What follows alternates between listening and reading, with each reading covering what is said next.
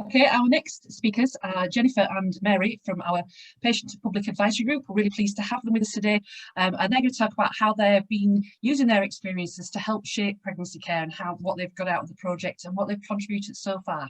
So over to you, ladies. Thanks for that, Rachel.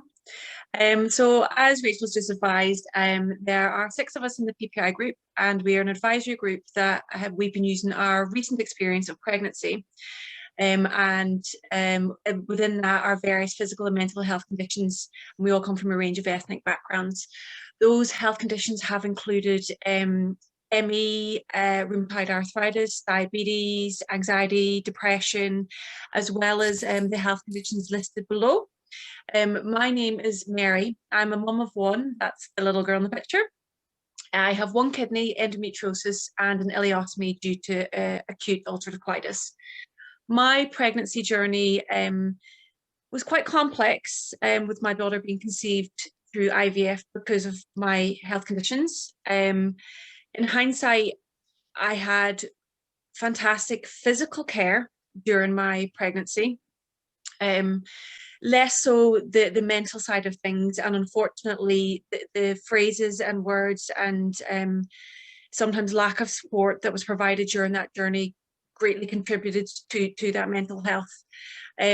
Because my history is quite complex, to say the least, most appointments were met with, wow, and look at your medical history, and oh, that's complex, and you've been through a lot, leading to a great sense of anxiety and insecurity, which was compounded by the fact that my daughter was conceived through IVF, and left me leaving every opportunity very worried, very concerned, and wondering what each kind of day, week and month would bring. Unfortunately that carried on after my daughter was born, resulting in quite severe postnatal anxiety, which I did highlight to my local GP, but sadly wasn't picked up and wasn't supported, and that's a big part of why I wanted to take part in this research, and why I want to support people that may find themselves in similar situations. I'm just going to pass you across to Jennifer, who'll give you a bit of her own background and her own story.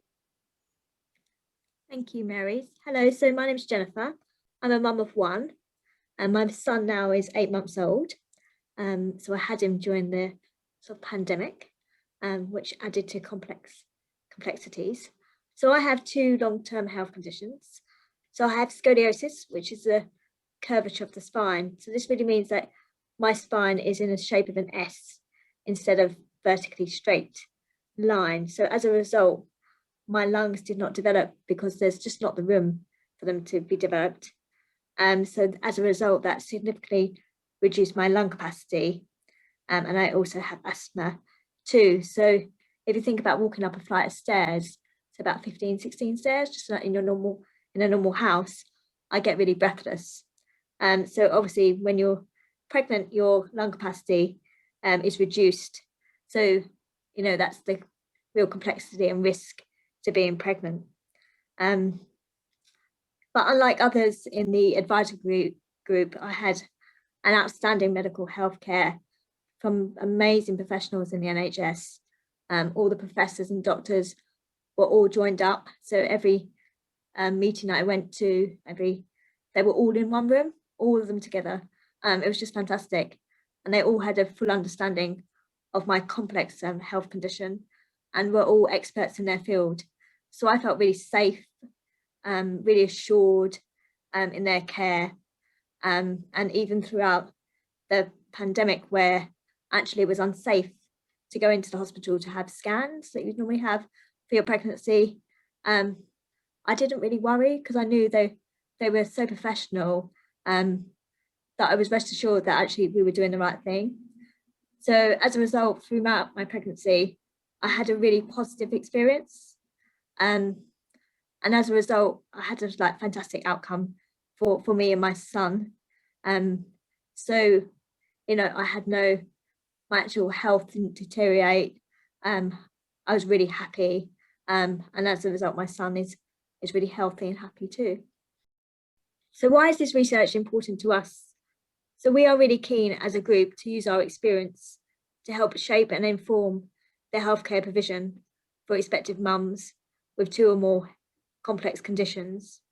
We want expected mums to have a really positive experience in all stages of their pregnancy. And what we mean by that is like, so it includes like the pre-pregnancy, so pre-pregnancy planning, during your pregnancy, and also the longer term. So as the mum and the child actually develops. And we recognise as a group, we've had varied experiences, be it really positive for myself or some less so. So we know there needs to be some improvement. We also want to reduce the risk of the mothers and their child's health. So actually, long-term health is not impacted.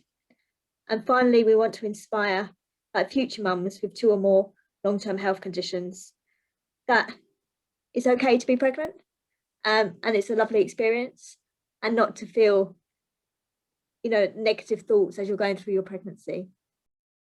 So how has the PPI group been involved so far? So through a variety of discussions and us all applying our own health conditions and personal experiences, we've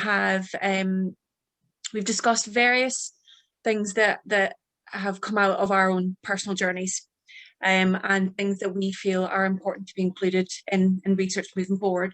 So in particular, it was quite apparent that there's quite a clear interaction between both physical and mental health conditions, and how at times, and in particular during our own personal journeys, that those physical health conditions or treatment of those physical health conditions could then lead on to mental health conditions, in particular my own journey. We suggested including partners in interviews, and we've also highlighted the lack of follow-up in some cases after birth, and in particular emphasising the importance when looking at aftercare, focusing on 12 months rather than just the first 6 to 8 weeks, which is normal for kind of midwifery follow-up anyway. We have also raised issues around medication, and how at times the onus was put on to the individual to decide whether they wanted to continue to take medication or not, or whether they would start taking new medication, or also issues surrounding the importance of a mum having to be her own advocate, and at times the pressure that puts on her to ensure that she remembers and recalls all the parts of her medical history to various different people, due to at times a lack of a joined up approach and a lack of a holistic approach.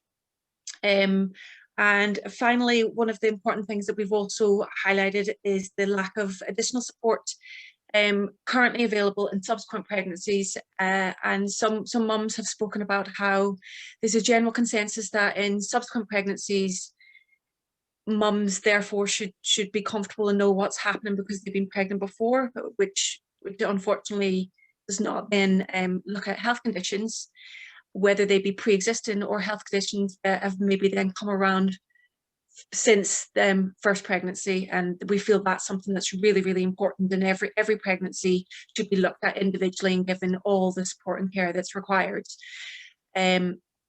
So we've used these personal experiences to hopefully shape this research and to contribute to the development of materials to promote this research, as well as giving some ideas and suggestions as to how to recruit individuals for the research.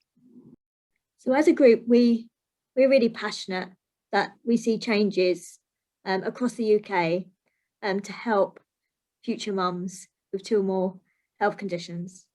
So, and I'll just take you through these 4 here. So first of all, we hope there's improved support for pregnancy planning for complex pregnancies. So there's expert care right from the outset for mums.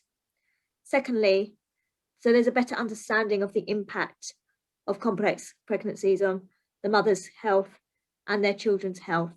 And that's really important. So the health of both the mother and the babies is not impacted or adversely impacted. Thirdly, we really hope that there's a holistic healthcare provision across all medical services, from pre-pregnancy right the way through the pregnancy and after. And finally, we hope there's more successful outcomes for mums and their children. So preventing really long-term health conditions, and existing health conditions are not impacted.